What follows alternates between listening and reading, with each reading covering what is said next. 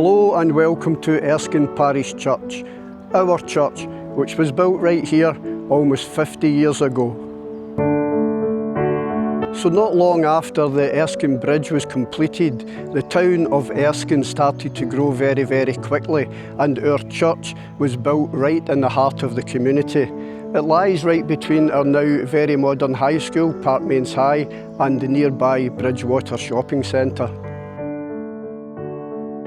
They say a church is only as good as its people, and we agree, as we couldn't ask for a better congregation. They're the most warm, hospitable and generous a congregation you could ask for. In this series of videos headed Our Church, Our People, we're going to interview our minister and members of our congregation to allow you and us to get to know each other a little bit better.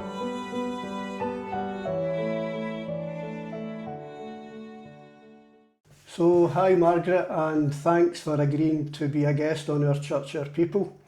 And for those who maybe don't know you, can you introduce yourself, please? Okay. My name's Margaret Rhoddan, and I think going back to the start, I was born and raised in Denniston in Glasgow, way back in the 1950s.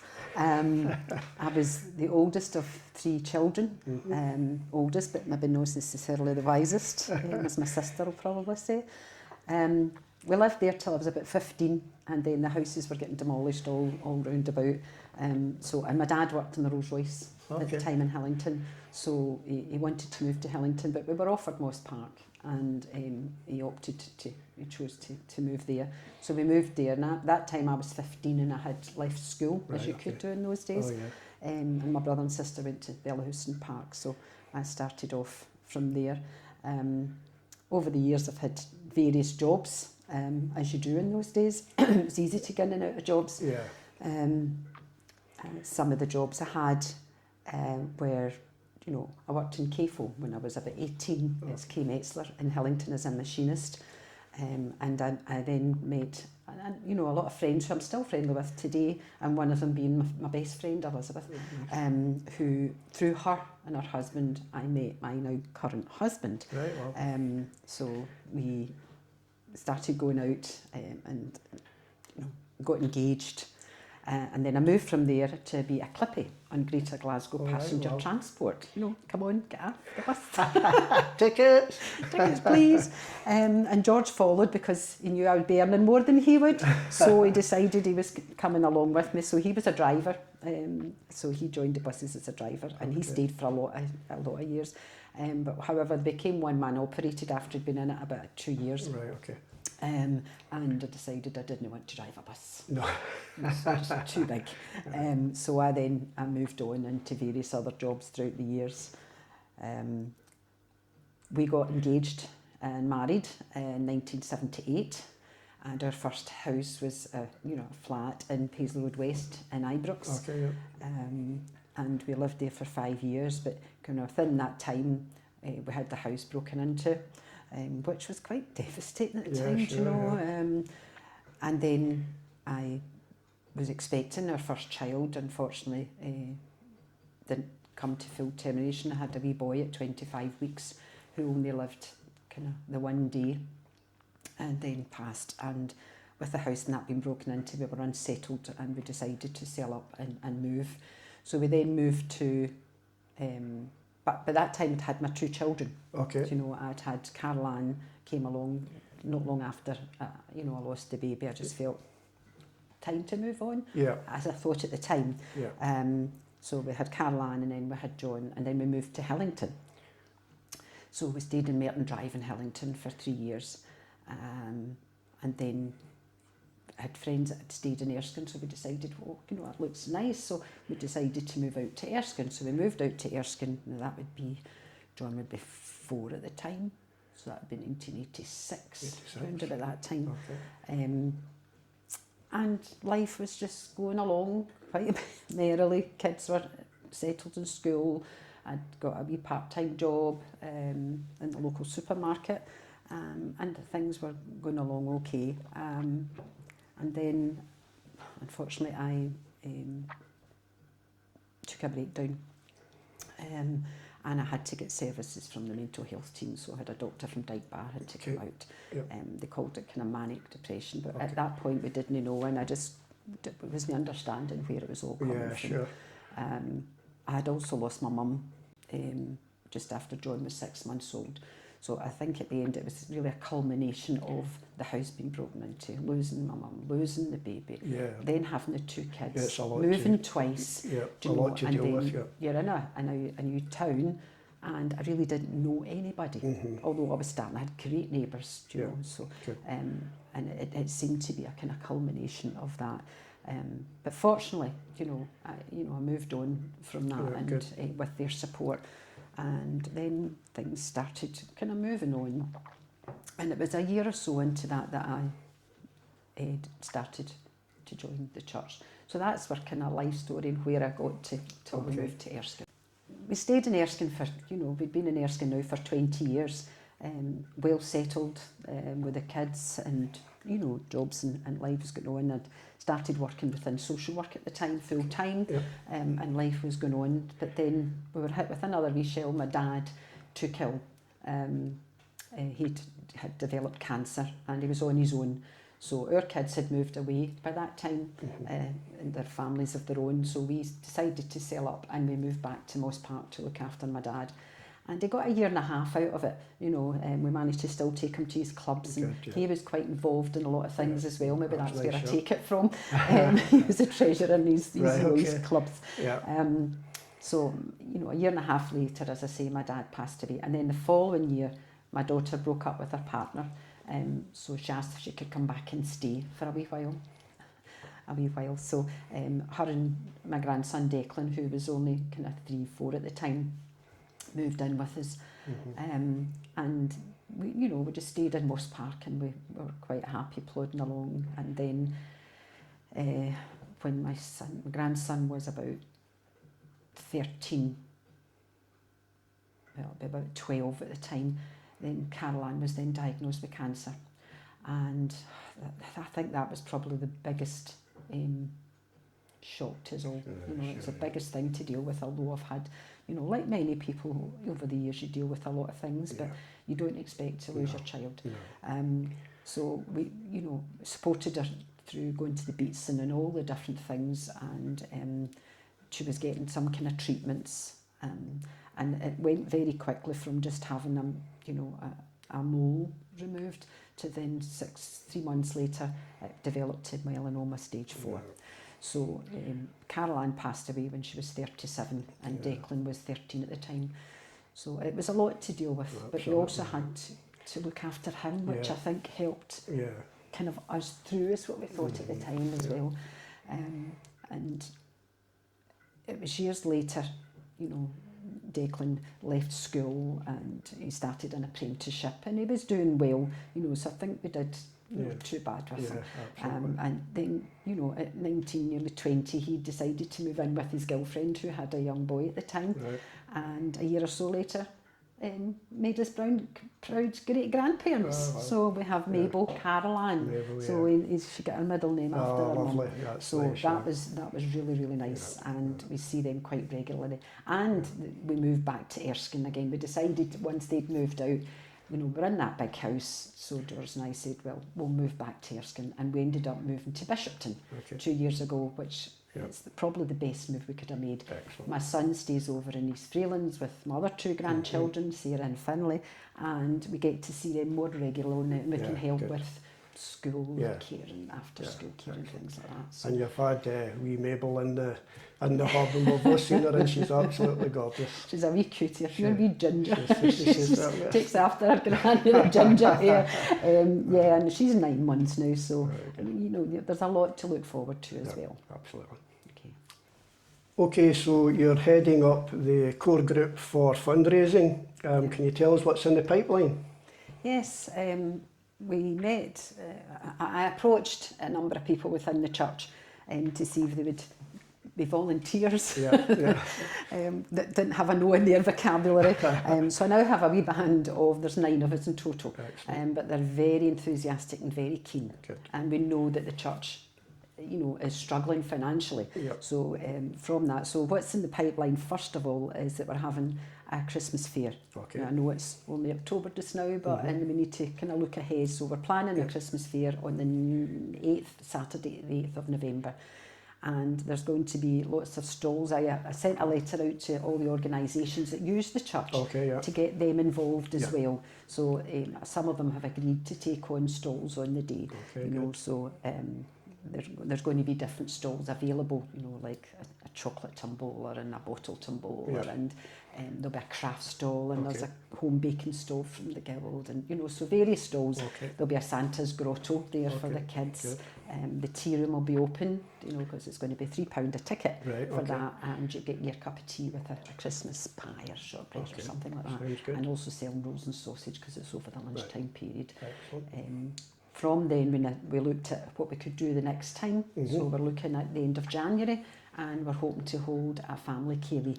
So we've booked the band for that, so we've got the midges kind of coming along to that. So that should be a good night. I hear as they're well. very good actually. I've not heard them myself, but a couple of the people who had been to a midges concert here said they were fantastic. They're quite well known within the local area, and they do it for a charity that they run, that they approached it. So most of what they do is for charity anyway, and it covers a lot of financial stuff. Good, and when did you say that was January? That's the end of January, 31st of January.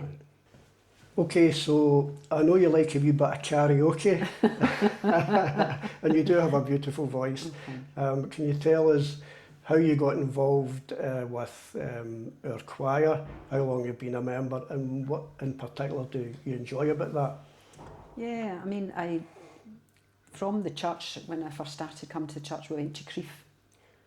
After about a year in the church, they were running a break to Crieff for a weekend, and I decided, you know, to put myself forward for that, and I went along, and I met some more people from the church there. You know, when you're on a more intimate kind of weekend type thing, I got to know some people who are still lifelong friends to this day.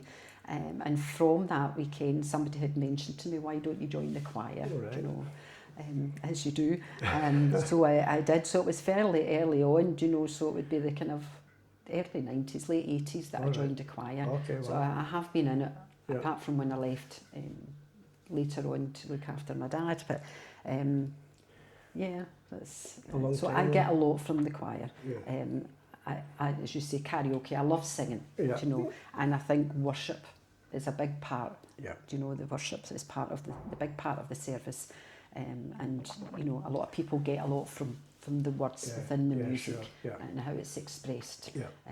And again, because I've been there so long, you know, we're a band of, you know, good friends now as well. Absolutely, very close. So, Margaret, I know you work in the hub on a Monday because I work there along with you.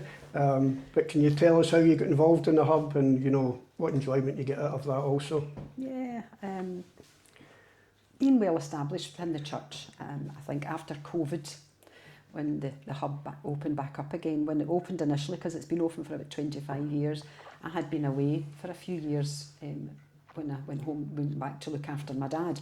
And I started travelling I think I went to different churches when I was stayed in Moss Park, but it just wasn't the same. And I felt drawn back to the church again. So when I come back, and I had retired by that time as well, again I was asked, you know, well, because I had free time, because I had retired, I then decided, okay, I'll go in and I could do a Monday, you know, so I started working on a Monday, and I was there for 6 or 7 months. And I think because of my background in social work and a project I worked in with people with learning disabilities and autism, but there was a lot of financial stuff there, and it was charitable status and everything. So fundraising was, you know, a kind of big part of it, and the accounts and auditing accounts and things like that. So obviously then, you know, I was asked to take on the treasurer's role. You were the hub as the well. ideal person just waiting. So I do on the Monday, and it's quite, you know, folk think you're just going in and making a couple of cups of tea, but it is quite involved. So we're there about just back at 9 in the morning till 2:30, as you know, and some days it's really quite busy. We get a lot from the school kids, which is great. Yeah. You know, it's got we have 40 odd kids in. If you know, each day the hub's open, so it's open 3 days a week, but I do a Monday. Yeah, as a shift, and we do thank God for all our volunteers in the hub for the 3 days that we are open. It's, you know, we And I couldn't do it think without them. Leading on from that, and then being the treasurer of the hub, I suppose, which is another hat. Yeah, absolutely. It comes, you know, it became very clear through the finance teams and things like that when you go to meetings that the church is like any other organisation, you know, is struggling financially in this climate. And the money that we make from the hub, we donate to the church. Yeah. And I think without that, the hub was set up all those years ago not to be a money-making thing. It was purely for a community to feel, you know, to come into a warm, friendly place where they could feel comfortable and have a nice wee cup of tea and a chat. But obviously, financial climates take over and things change, and I think the church now relies heavily on the income. You know, so you're talking about £10,000 to £12,000 a year that we are able to give back to the church. Yeah, which is great. Which is greatly received, I think. Yeah, absolutely. Yeah. So, can you tell us a bit about free will offering and how that benefits the church? Yeah, well, I was approached by Stuart, who's our deputy session clerk. Again, I don't have this vocabulary of no yet, so we didn't have a free will offering convener, which is you know, an important role within the church. Sure. And although I said yes, I would take it on, I didn't realise the challenge that would be for myself. Although I can work a computer, but the spreadsheets and the formulas and trying to get everything right, because obviously the tax has got a lot to do with it. So the free will offering is an envelope that we give to church members, and they can give on a weekly basis, and each envelope's unique to the individual, and that way the tax man can get money back. Now, when I say tax, this is a gift deed that people declare, so if you're paying tax at all, you can fill in a tax form, a gift deed form, and we then can claim back at no extra cost to the individual 25% back. Which is so massive. for every £1 we get 25 pence back. So it is quite an important part of it. And also the other options is standing order. So a standing order set up. That way the church can forecast how much is coming in, because somebody's standing order is the same all the time. And we are a very generous church, both in time and talents, but also in finances as well. But, you know, like myself, and I'm probably one of them, we've been given to the church on a regular basis, and it wasn't until I went into the finance group that I started thinking, do you know, I could up, when was the last time I upped my collection? Do you know, so, you know, it's just asking people to kind of look at what they give, and I know there is an awful lot we couldn't do without a lot of the people that are giving very generously. But there are a number who could, that, like myself, hasn't upped their thing, you know, but where pensions go up. But then so does the cost of living, so some people kind of feel the strain.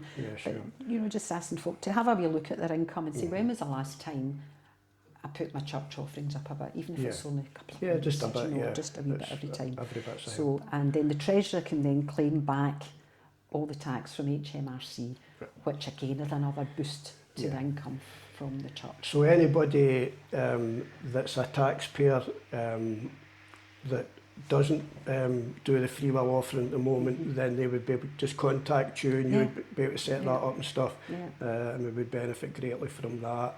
And anyone who doesn't use standing order, it would also be quite good for the church if they could have a look at that. They're very simple forms to fill in. You know, it's just a wee one-pager for the gift deed, and the banker's order is just a standard banker's orders form.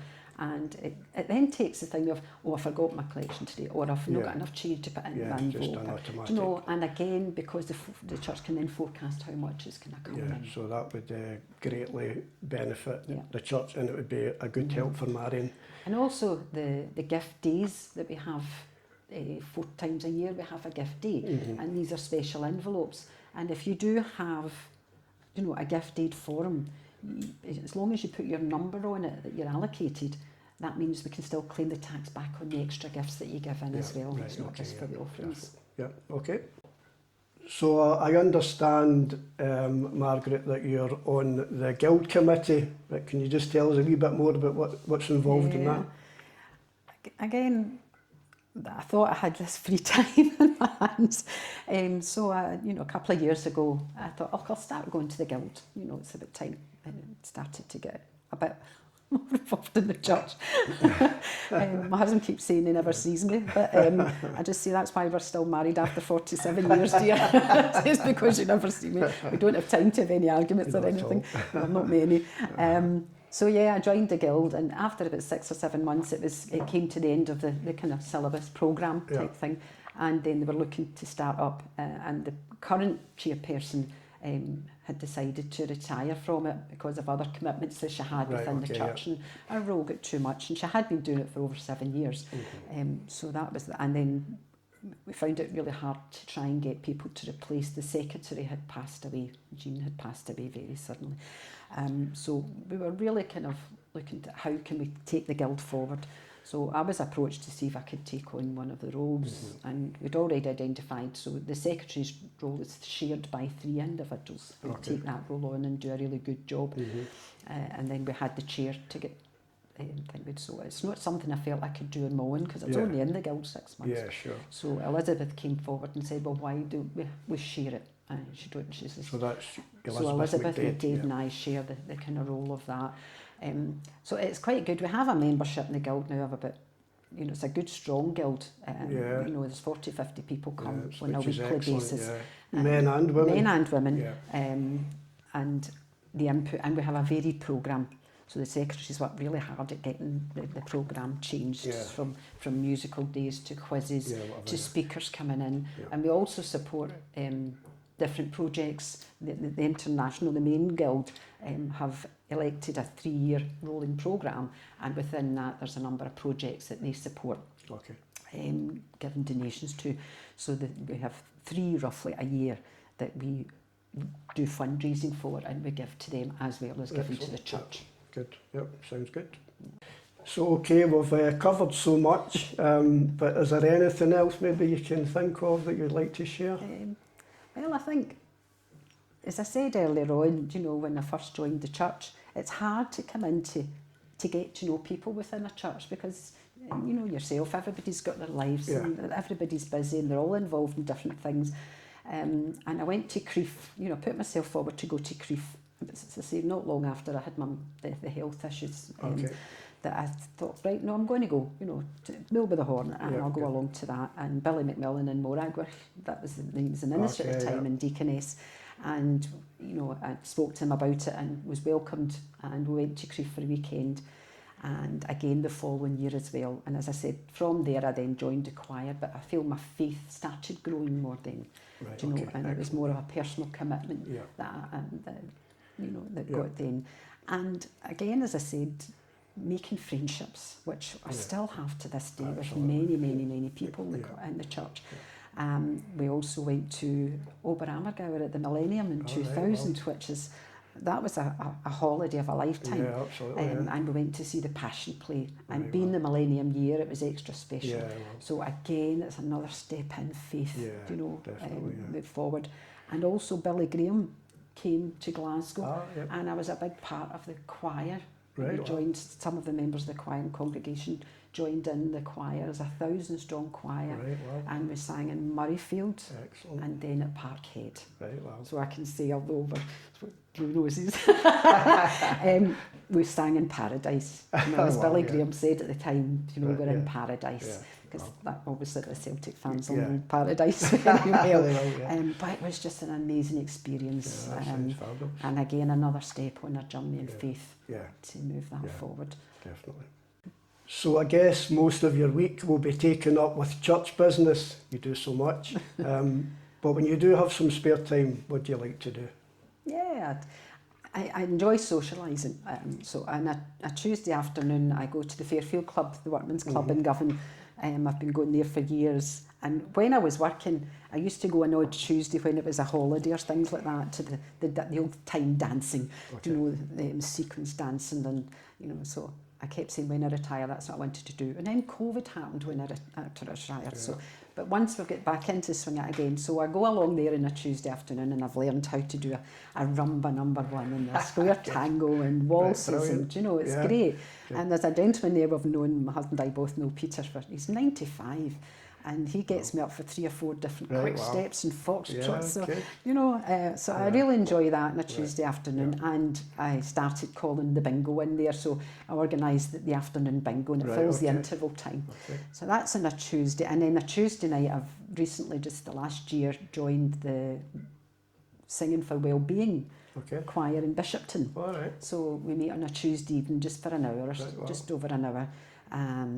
And we do wee gigs, as she calls it, in some of the local areas, you know, chit-chat and knit and natter and, you know, different things like that, which, again, it's singing. And it's a different thing from the choir, it's a different choir. So, I'm very... and a Sunday afternoon, a Wednesday night, sorry, I'll go backwards, I found it. A Wednesday night, after I finished at the Guild, I drive down to Govan to the Pearce Institute. And I've started helped to run a community bingo. So of course that's where I can get away with doing what I want to do, and it's, you know, all the numbers, most of the numbers I know, you know, dearie me, number 3, all the 3s, fish, chips and peas, you know, so that has now grown, and we have, you know, 50 odd folk coming there. You know, it's slowly kind of built up. And you know, I take in a raffle every week, and that money gets put aside, and then a couple of times a year it goes back to the people that go, and we have social events. So we've got an evening coming up where it's karaoke and everything like that. You'll bring your glory there. And that's it, I'll be right in there. And then a Sunday afternoon, I'm back down to the Fairfield Club again, and I've got a group of ladies who the club have named the Golden Girls, as they're all 75 plus. So I keep saying that, the Golden Girls +1, I'm no 70 till next year, so I'm not classed as that, but they keep kidding me on saying I'm their carer, you know, but it makes an excuse, I have to go up and down to the bar for them. But again, that's a mixture of dancing, and they have a sing-song as well there, and I'm one of the 4 or 5 folk that like to go up and have a wee chant now and again. As I say, I really enjoy music. I get a lot from music, so that's in it covered always. So not a lot of time at home. No, the housework gets done kind of in between. When do you see George? So Margaret, someone recently said, do you know Margaret Rhoddan of the choir? Obviously yes. And she said, when she sings and when she talks, she oozes faith, and I agree.